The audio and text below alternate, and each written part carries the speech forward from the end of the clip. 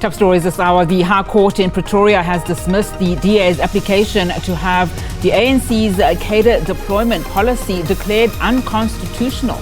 Let's take you to this breaking news story now. The DA is currently addressing the media on the outcome of the judgment at the Gauteng High Court in Pretoria in the DA's application to have the long-standing policy of cadre deployment declared unconstitutional and unlawful. Let's take you live there now. Significant underestimation of the scourge of cadre deployment and its terrible effects on the South African life and the circumstances in which many of us and our citizens find ourselves in today. It also flies in the face of the comments made by the then Deputy Chief Justice Zondo at the Zondo Commission, who said that it should be illegal for anybody to influence the appointment of people based on nothing other than their party affiliation. We maintain that the practice of cadre deployment is a violation of the constitutional provisions, which says that nobody should be discriminated or advanced on the basis of their party affiliation.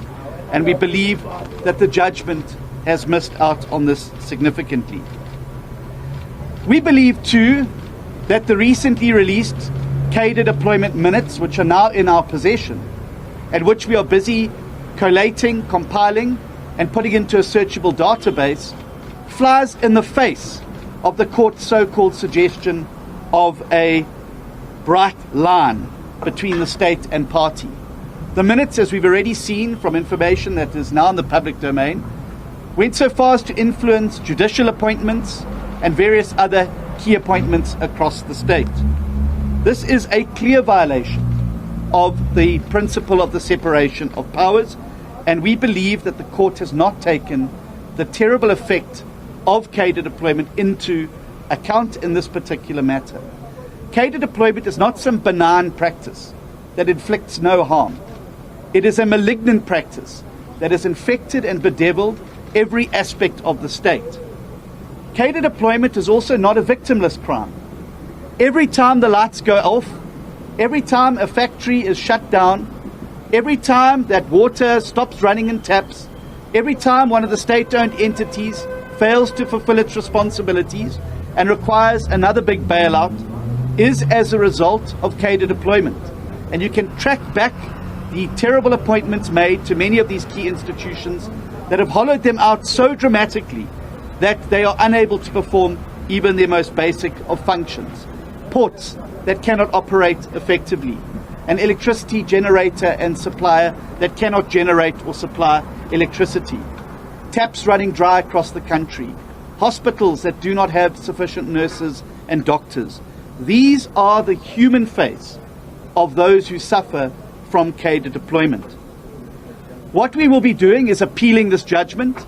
Our legal team is busy as we speak, digesting the judgment, but we will appeal it to the SCA and potentially directly to the Constitutional Court. We believe there can be no greater constitutional imperative than to deal with this particular matter and its effects on South Africa. If cadre deployment is continued and supported in its current form, it will continue to undermine the state and it will continue to cause great harm to the South African people and their prospects for the future. I would, however, like to add that today we know the date of the election. And the silver bullet to end cadre deployment once and for all is actually a few months away. We don't need to wait for long drawn-out court processes and appeals. We can end cadre deployment with a silver bullet on the 29th of May. And that silver bullet is by voting the ANC out and voting the DA into national government. We have made a commitment, and I repeat that commitment to each and every South African today, that should we be in a position to be in national government, we will, within the first 100 days, table in Parliament the End Cadre Deployment Bill, which will end this practice once and for all political parties in South Africa, to ensure that we have an independent civil service that is free of political interference and where people are appointed on merit and ability to do the job, not on the colour or style of the membership card of the party they belong to that sits in their back pocket. These fights are never easy. And we bring these fights on behalf of the South African people. People who have written to us in recent days, and both Leon and I received a very impassioned email from a civil servant that had been pushed out of advancement and opportunity and watched as his years of experience were simply pushed aside in favor of people who were higher up in the party echelons. It is that is driving excellence from our public service. So, we may not have made it over this first hurdle, but I can assure you, like any elite athletes, we will get up and we will get back onto that track, off to the SCA, off to the Constitutional Court, and I commit to all South Africans that we will never, ever, ever stop fighting until this scourge of cadre deployment ends. But if you want to see it coming to an end, if you want to see the end of this policy once and for all, the easiest, quickest route to do so is by using your vote on the 29th of May to vote the ANC out and to vote a new government in that's going to introduce merit, ability to do the job, and excellence back to our civil service. So not only can we get our civil service working again, we can get South Africa working again, but we can also get a huge number of South Africans who are now unemployed working again. Thank you very much. I'll now hand over to Dr. Leon Schreiber, and then we'll obviously take whatever questions you may have afterwards. Thank you. Thank you very much to the federal leader, John Steenhuisen, and thank you very much to all the media colleagues who came out today. I want to make one important point right at the start. This fight did not start yesterday, and it will not end today. The DA has been fighting against cadre deployment since its introduction back in 1997 at the Mafeking conference of the ANC. All the way back in the year 2000, the DA's predecessor published a document called All Power to the Party, which warned of exactly the consequences that cadre deployment would have on the state. The dry taps, the electricity running out, the failure of infrastructure. That is now the warning that has come to pass. And over the last 5 years, we have similarly worked tirelessly against this issue. We have introduced an end cadre deployment bill in Parliament, which was supported by every opposition party. It was only the ANC that stood against it.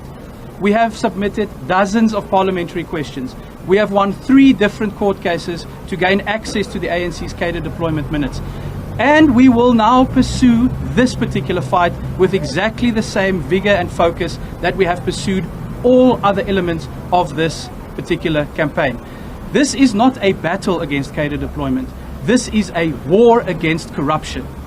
And a war has battles, but it has an ultimate victor. The DA is going to emerge as the victor on this front because we are going to defeat this scourge. As Mr. Steenhuisen says, we are considering direct application to the Constitutional Court because there can be no more serious constitutional matter than the question of a political party destroying the independence and capacity of the state and the civil service. I want to go a step further about the election. The 29th of May, following this court judgment today, the 29th of May has just become a referendum on cadre deployment. The power is now in the hands of the people of South Africa. We will continue this fight. We will pursue it all the way up to the Constitution. All right, let's come out of that briefing. Of course, DA leader John Steenhuisen saying there that they will be appealing the cadre deployment judgment. He says the Gauteng High Court in Pretoria did not consider the terrible effects of cadre deployment, including into consideration, rather. The court dismissed with costs to have the policy of cadre deployment declared unconstitutional and unlawful. DA leader has encouraged South Africans who want to see an end to cadre deployment to vote. Of course, as you know, President Cyril Ramaphosa announced last night that the elections will be taking place on the 29th of May 2024. John Steenhuisen also said at the same time that the party is currently going through all the records of cadre deployment that it has received from the ANC on Friday. All right, let's continue to the story.